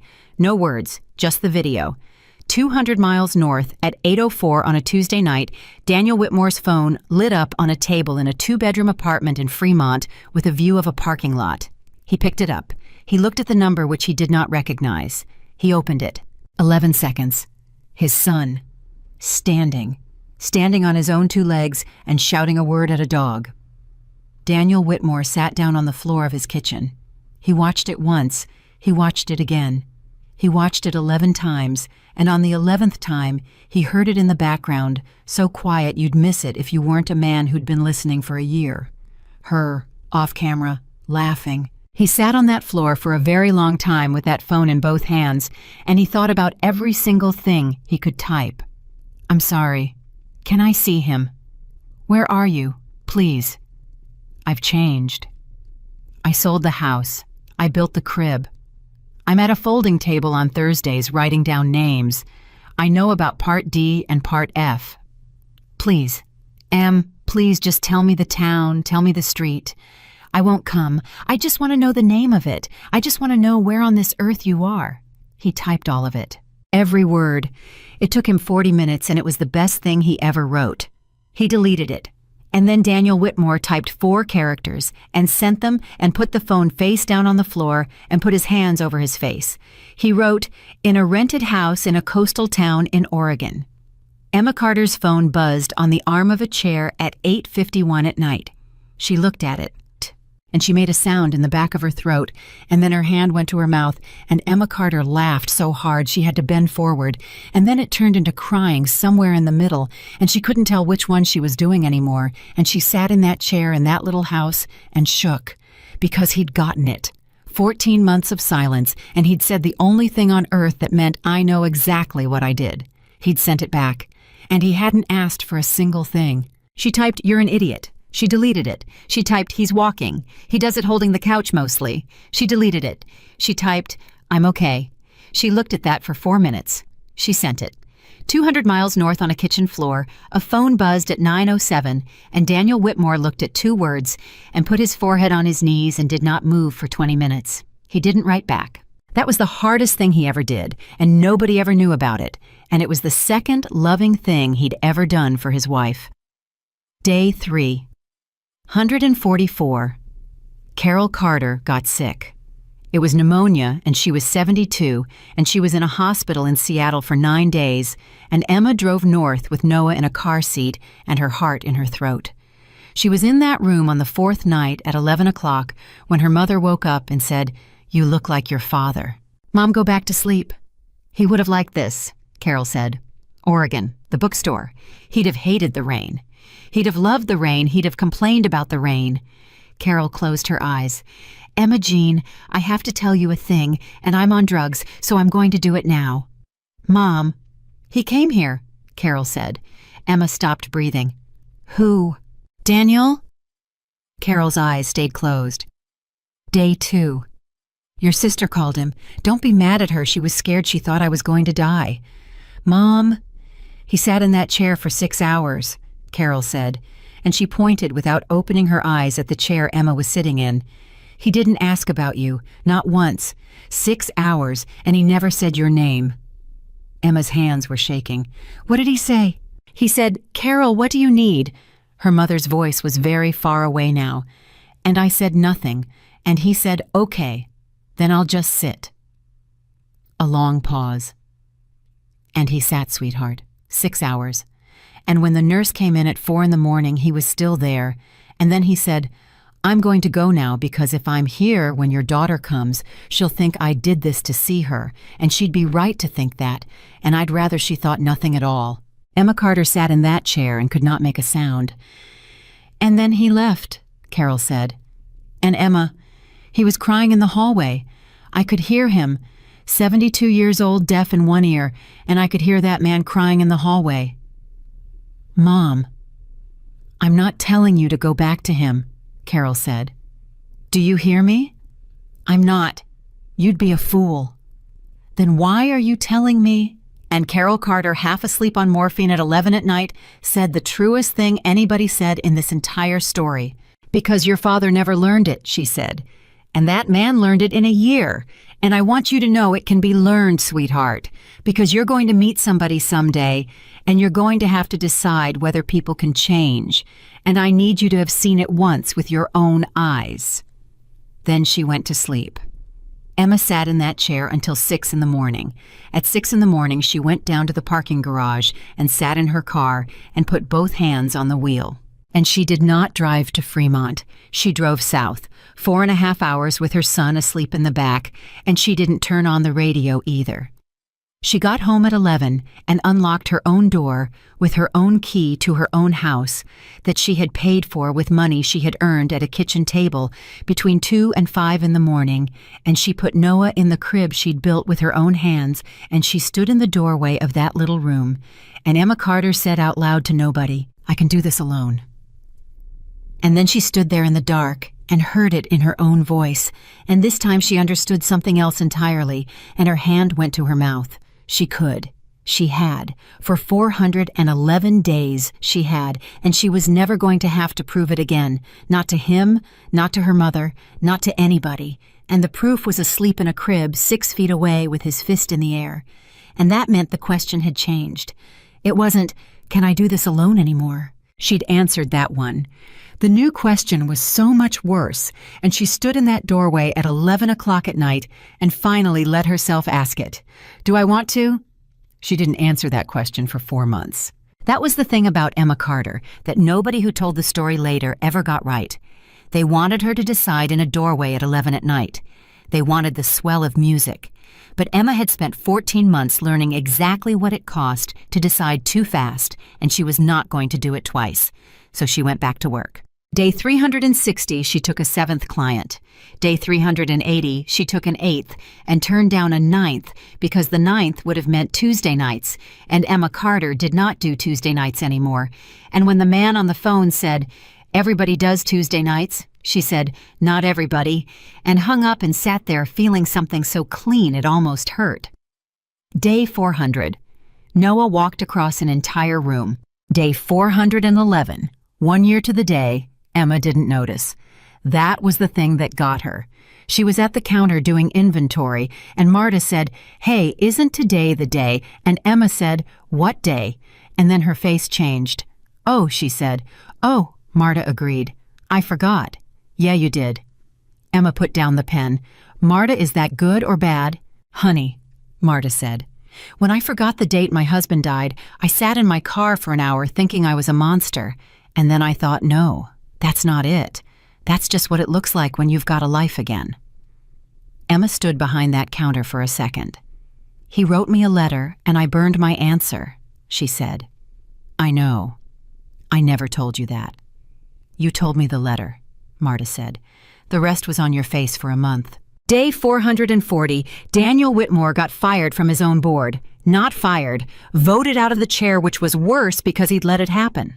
His CFO stood up in a room and said, in the flat voice of a man doing something he thinks is a favor, "Daniel, you've been a passenger for 8 months. We're offering you the chair emeritus. You keep the equity. You lose the vote." 11 people waited, and the man who had built a billion-dollar company from a Corolla with a garbage bag for a window looked around that table and said, "Okay."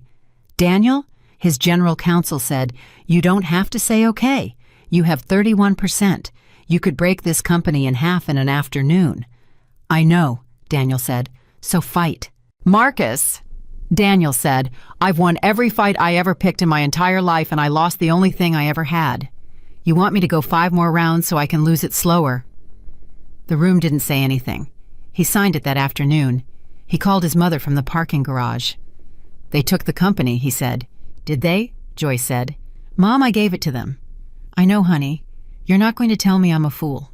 "Daniel Ray," his mother said, "your father worked at that plant for 26 years, and they gave him a clock, and he stood in this kitchen holding it, and I watched him figure out that he'd traded me for a clock, and he never once said it out loud, and he died 4 years later with it on the shelf." She paused. "You just handed the clock back at 42. That's not foolish. That's just the fastest anybody in this family's ever learned anything." Day 468. Denise gave him Mondays too. Day 490, the woman with the 9-month-old came back with an apartment key in her hand and put it on the folding table in front of him and said, "You said you'd write down my name." "I did write down your name." "Say it." "Alicia Boyd," Daniel said. "Date of birth March 9th. Son is Malik. He'll be 2 in a month and he hates the blue chair." Alicia Boyd stood there. "You remembered."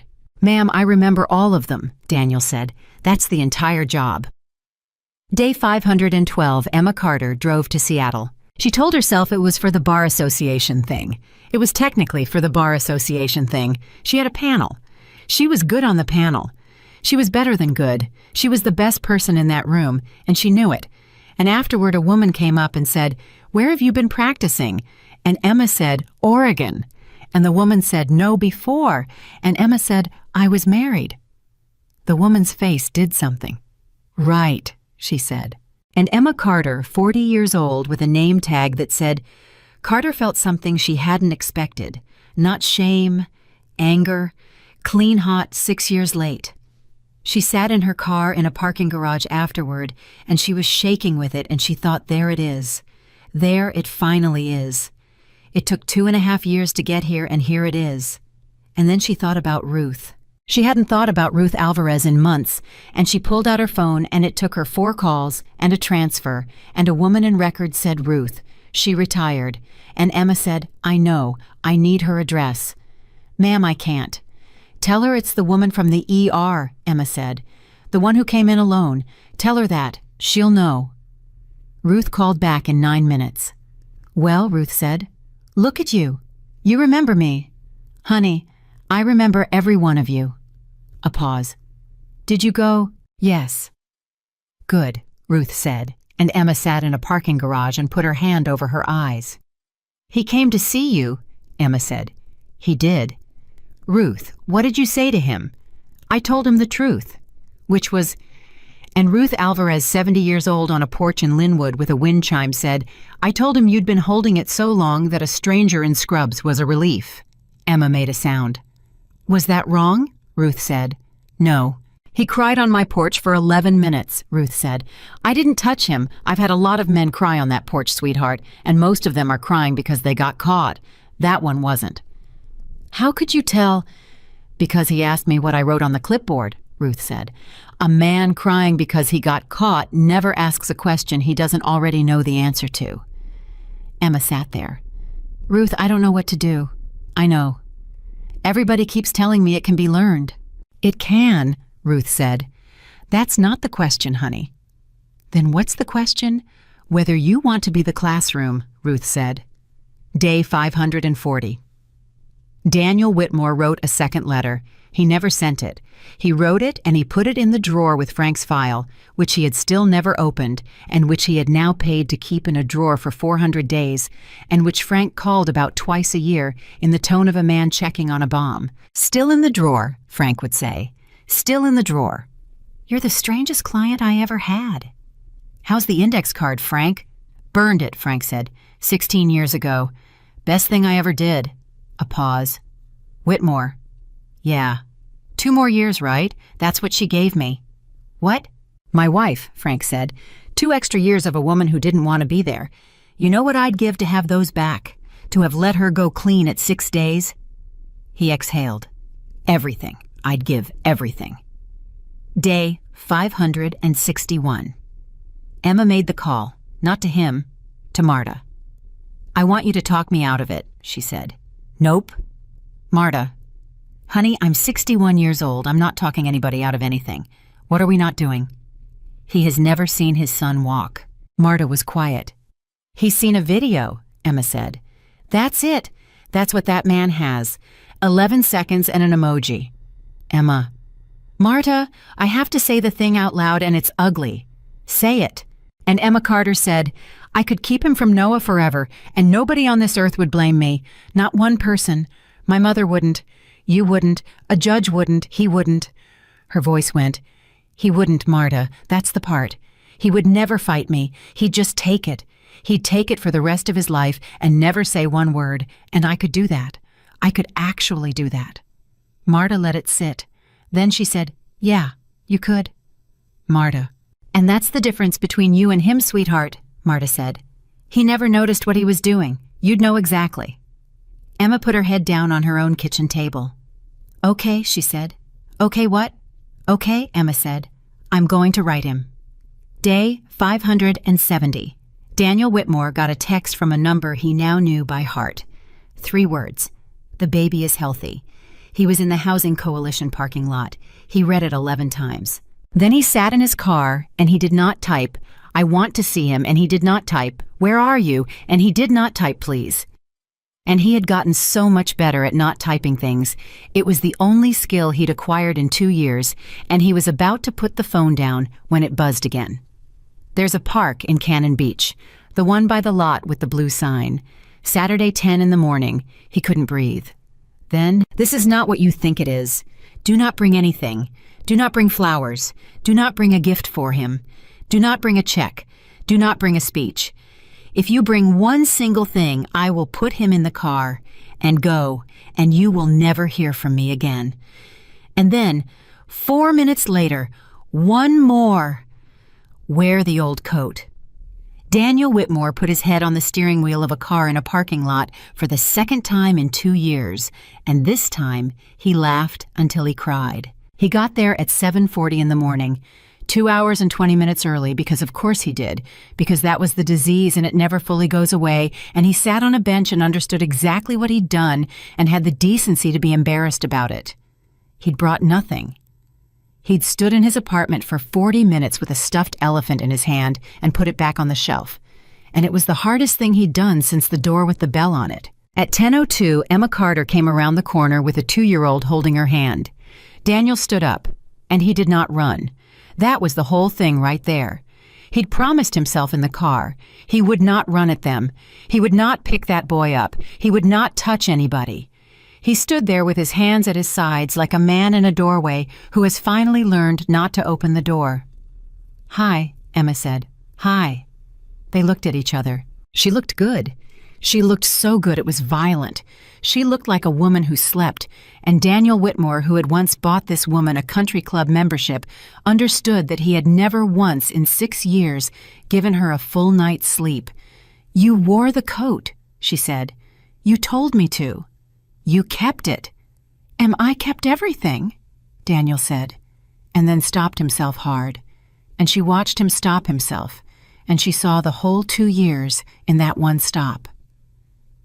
"Okay," she said quietly. And then Noah, 2 years old, looked up at the strange man and said, "Duh." Daniel's face came apart. "He thinks you're a dog," Emma said. "That's fair. He calls everything duh.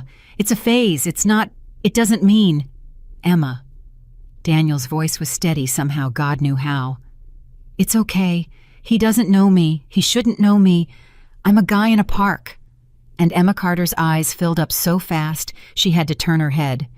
They sat on a bench for 2 hours. Noah dug a hole. That was it. That was the entire event of the day. A 2-year-old dug a hole with a stick for 2 hours, and 2 adults watched him do it.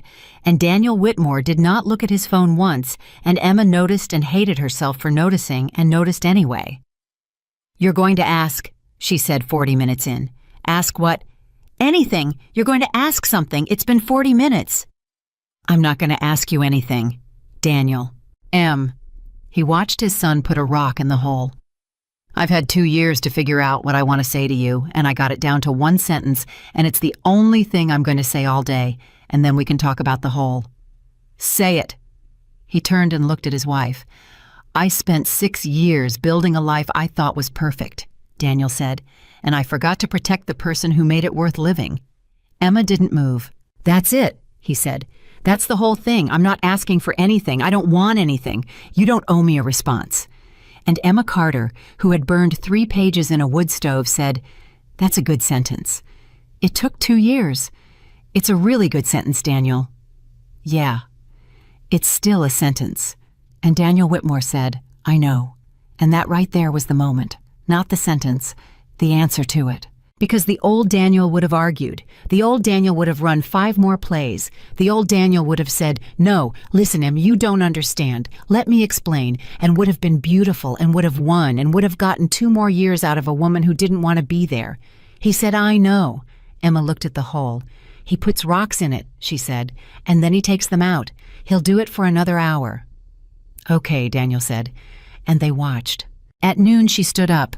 "That's it," he said before he could stop himself, and then, Sorry. That was a question." "That was a question. I know." "Daniel!" She had Noah on her hip now, and the boy was filthy and furious about leaving. "I want to tell you what this was." "Okay. This was not us getting back together." "I know." "No. Listen to me because I need you to actually hear it, not agree with it." Her voice was shaking now, and she let it. "I'm not coming back. Not this year. Maybe not ever. I don't know. And I need you to be able to live with not knowing, because if you can't, if this turns into you waiting, if this turns into you being good for 11 days, and then 11 months, and then standing in my life like a man with an invoice, I will disappear again, and I am extremely good at it now." "Emma, you know I'm good at it." "I know exactly how good you are at it," Daniel said. "Frank charged me $400 an hour, and it took him 9 days, and he says you're the best amateur he ever saw." Emma laughed. She didn't mean to. It came right out of her, that laugh, the big one, the one from behind the glass in the rain, and Daniel Whitmore stood in a parking lot in Cannon Beach and heard it up close for the first time in his life and had to look away. "What?" she said. "Nothing. Daniel." "I heard that laugh once," he said, "through a window in December. I stood across the street from a bookstore in the rain like a lunatic, and I heard it through a window, and I put my hand on the door, and I didn't open it." Emma stopped breathing. "You came. Once. You were there." "Emma, I had my hand on the handle." "Why didn't you?" "Because I asked myself the question," Daniel said, "and the answer was both. I wanted you back, and I wanted to win, and I couldn't tell them apart." He shrugged, and it was the most naked thing she'd ever seen a person do. A man who can't tell them apart doesn't get to open the door. Emma stood in that parking lot with her son on her hip. "And now," she said, "what, can you tell them apart now?" Daniel Whitmore looked at her for a long moment, and he said, "Yes." "Which is it?" "It was never about winning," he said. "And I gave away the company. I gave away the chair, the vote, the house, all of it, and I felt nothing. Nothing. I signed a piece of paper worth $200 million, and I felt exactly nothing." His voice finally went. And I watched you laugh through a window for 4 seconds, and I cried in a car for an hour. That's how I know. That's the only way I could ever have known." Emma Carter's hand was over her mouth. "Okay," she said through her fingers. "Okay, okay," she said. "Same time next month." She left. Daniel Whitmore stood in a parking lot for 11 minutes and did not move. It was 2 years. 2 more years, and this is the part people don't want to hear because they want the music. The second Saturday in July, he brought nothing again, and she noticed and said nothing. The fourth Saturday in September, Noah fell off a rock and split his lip and screamed, and Daniel's whole body went toward him and stopped, and he looked at Emma, and she said, "Go!" And he picked his son up for the first time in 2 years and did it wrong. He held him wrong, and Emma said, "His head out of pure reflex," and then heard herself, and they both stood there in the wreckage of that sentence. The 9th Saturday in February, Daniel was 40 minutes late. Emma sat on that bench for 40 minutes with her stomach in her throat and every single cell of her body saying, "There it is, there it is. 11 days, here it comes." He got there gray in the face. "Alicia Boyd's kid had a seizure at the shelter," he said. "I'm sorry, I was in an ambulance. I couldn't—" "Is he okay?" "He's okay." "Daniel?" She was standing. "Why didn't you call me?" And Daniel Whitmore said, "Because I've spent 2 years learning that a phone call isn't the same as being here, and I didn't want to send you the thing instead of the thing." Emma sat back down. "That's not," she said. "That's not right either." "No. No. Call me, you idiot." She was almost laughing. "Call me. That's all I ever wanted. That is literally the entire thing, Daniel. That is the whole 6 years. Just call me." He stared at her. "I overcorrected," he said. "You overcorrected. I have been so afraid of asking you for one single thing that I made you sit on a bench for 40 minutes. And Emma Carter looked at her husband and said, "Okay, we're both broken. Fine. Great. At least it's new." That was the first time either of them said we. Neither of them mentioned it. Both of them heard it. The 14th Saturday in July, 2 years to the day since a note under a coffee cup, Noah Carter was 3 years old and could say a whole sentence, and the sentence he said was, "Dad, look." Daniel Whitmore on a bench with nothing in his hands looked up, immediately, before the second word was out. And Emma Carter, sitting 11 inches away, watched a man look up at the sound of a voice and put her hand over her mouth and turned her head so nobody could see her face and cried like she had not cried in 4 years. Because that was it. That was the rule. That was the entire rule, the one they made at a kitchen table at 1 a.m. when he drove a Corolla and she drank tea and neither of them had $1. When one of us says, "Hey," the other one looks up. That was all it ever was. That was all it ever had to be. "Hey," she said. And Daniel Whitmore turned around and looked at his wife. They never had a wedding again. There was no reception, no vow renewal, nothing anybody would put on the internet. What happened was this. 3 years after she left, Emma Carter sold the little rented house and bought one with her own money, in her own name, on a street with a bookstore at the end of it. It had 3 bedrooms and a wood stove and a heater that made a sound like a man clearing his throat, and it cost less than the car he'd bought her after Dallas. Daniel moved to that town 9 months later, not into the house, into an apartment 4 blocks away, which he lived in for a year and a half. And if you ask him now, he'll tell you it was the best year and a half of his life, and he means it. And Emma rolls her eyes when he says it, and he says it anyway. He got a job, an actual job. Denise's coalition put him in charge of the Oregon Coast expansion for $61,000 a year, and he took it, and his old CFO called him to make sure he hadn't had a stroke. He worked Monday through Thursday. He was home at 5:30 every single day for a year and a half, and on a Tuesday night in the fall, Emma Carter stood in her own kitchen with a glass of wine in her hand and watched a man she had left, a man she had erased, a man she had spent 14 months escaping, give her son a bath and sing to him badly. And she said, "Hey." And he looked up. She said, "Move in." And Daniel Whitmore said, "Are you sure?" And Emma said, "No."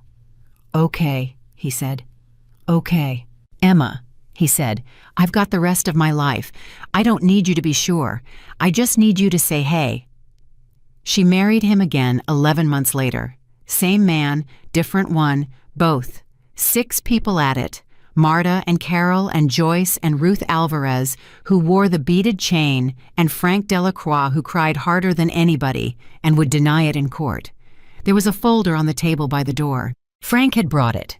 It was the file. 9 days of work, $400 an hour, 400 days in a drawer, and he handed it to Emma and said, "Ma'am, I believe this is yours." Emma Carter opened it. Her whole life was in there.